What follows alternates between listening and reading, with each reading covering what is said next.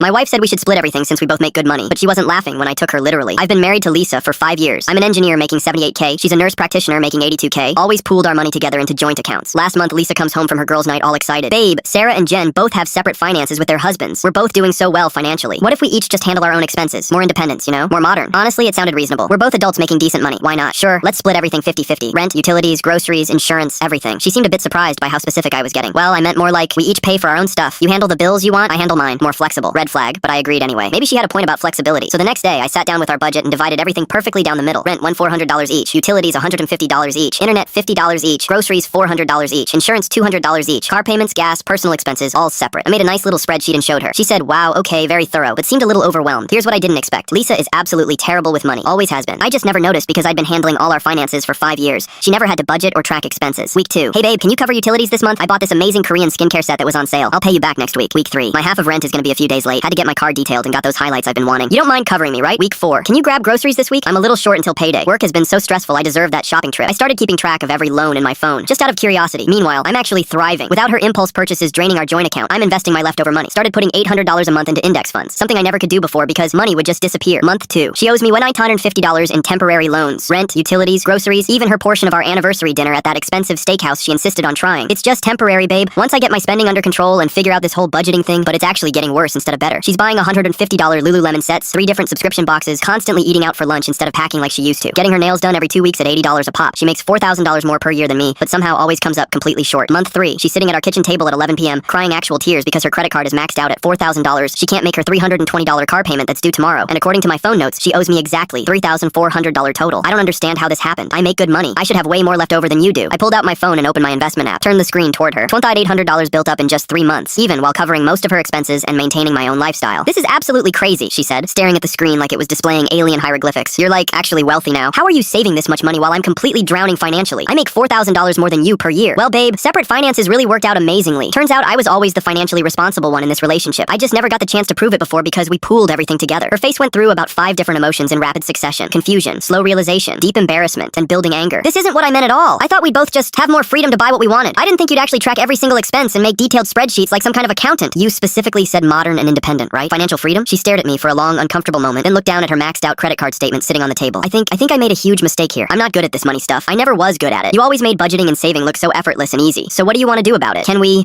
please go back to the old way? I clearly can't handle being financially independent. Turns out financial independence only works when you're actually financially responsible. Who knew?